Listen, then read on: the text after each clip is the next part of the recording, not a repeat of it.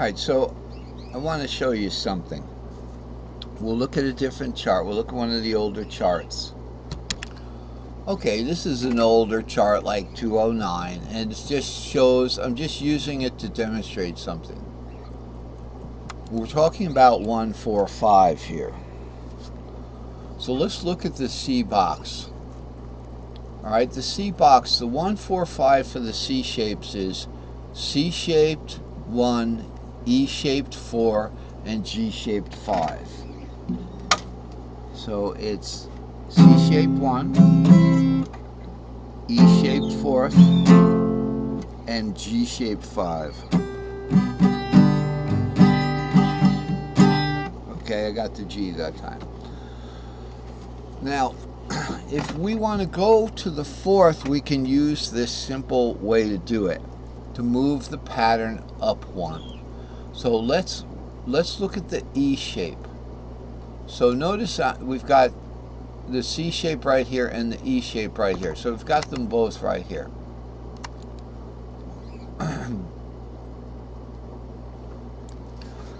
Notice that the E shape includes most of the C shape. If we just move everything in the C shape up 1 string, we get the D shape. Oh, we get the sorry, the E shape there. So here's the C shape itself again: 3, 4, 5, 6, 7 root, 3, 4, 5, 6, 7 root, 2, 3, 4, 5, 6, 7 root 2, 2, 3, 4. Oh, but the warp's just a little bit different there. Notice we have 2, 3, 4, 5, 6. The 2 is over the 5 is over the 2, but here 2, 3, 4, 5, 6. The 5 is no longer over the 2, but it's still essentially the C pattern. It's the C pattern. It's not the C shape anymore. It's the E shape. But the C pattern moves up 1 string. What comes to fill in its place? Look at this. What's under this 3 is this 7. So the 7 moves up to the top string, and the top string becomes the bottom string. So the 7 moves up to the top string, but the top string and the bottom string always have to be the same. Therefore, the 7 is what replaces the bottom string on the E box there. So you essentially have the same pattern here, okay, as the E pattern. You just moved it up 1. Now watch this. We want to go to the 5th now. We're going to move the pattern down 1.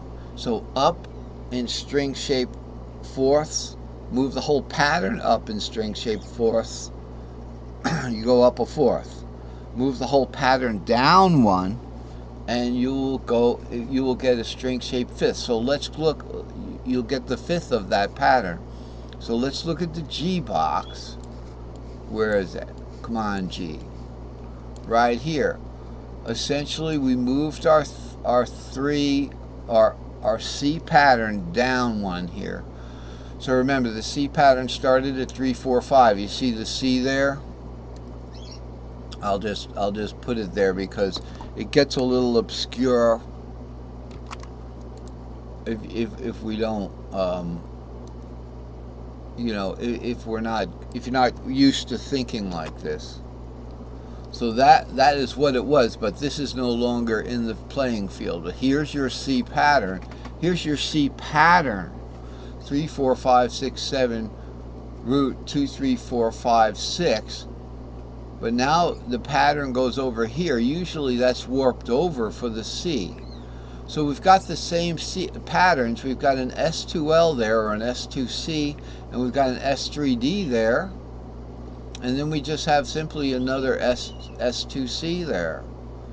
So you can see how it's essentially the C pattern just moved down 1. Okay, now I'm going to use that same concept to be able to play the 4th and the 5th of this pattern. That's why I'm saying this is the only pattern you have to know, essentially. But this is a pattern. It's in 4ths. Strange things are going to happen to it. And this pattern too, the S or E shape pattern. So let's look at that. And this is, I've already circled out some things for us, okay?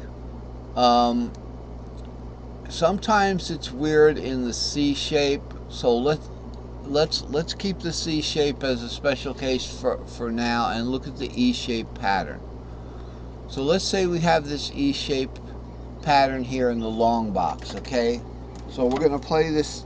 Let's see. It might be better to do an A pattern rather. It might be better to start on the A pattern.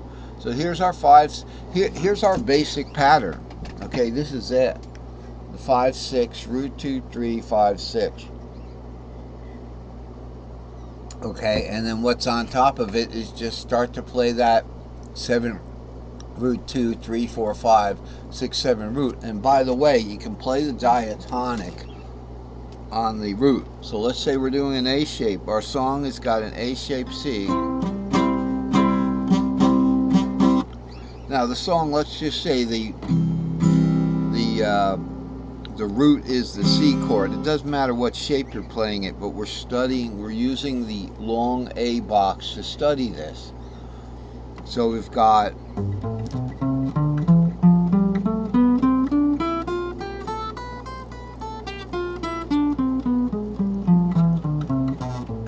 okay, that's our diatonic on the A, and the pentatonic would be, now that A goes into what? The G shape on the top. Remember in Cage, C-A-G?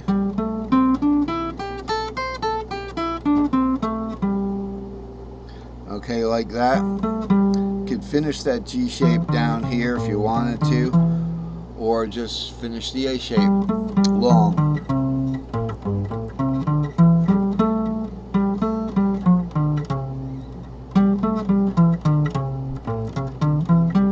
I did a C-shaped short pattern there for a second. That threw you off a little bit. Don't want to go to the suspended fourth. You don't want to go to the fourth if you don't want to go to the fourth. Believe me. You don't want to go to the wrong note, even though you know if you were just kind of playing cautiously, you could take the song in that direction. So anyway, so let's just look at what happens now. If we go to the fourth, we're going to essentially move this whole pattern up to get to the fourth. So here's the fourth in gray. All right, now let's look at this closely now. We've essentially moved the pattern up. So we've still got our root shaped pentatonic here. Root 2, 3, 4, 5, 6, 7. But remember, not 6, 7, 5, 6 there. Remember now, this is no longer worrying about the numbers here. We're just worrying about the shape of this. Because it's going root 2, 4, 5, 6, root 2. Okay, root is C. 2 is D. Okay, that's the 5, 6 of the fourth mode. Okay, sometimes it helps to play these things on the piano a little bit too. So it'd be root 2, 4, 5, 6, root 2. All right. Same shape. The same shape as the basic pattern that we played, just moved up. So the question becomes, what's underneath it? Okay, what's underneath it was the top string before. It was that 5, 6 right here. Where is that? We got the 5, 6. We moved that up. What was underneath the 5, 6? I'm not sure right now. I don't see it easily. It was likely this 2, 3 here. Okay, so what was underneath this was this 2, 3 here. And that would be like from a different pattern. That would be like from a D pattern. You see how the fourth of D is A, right? Or is that the fifth? The fifth of D is A, right? Because it's underneath it. When you go down a string, it's a fifth. So essentially we have our same pattern here, all right? So it is beneficial to understand that the fourth, you're going to want to do it by this shape. You're going to want to do it by a back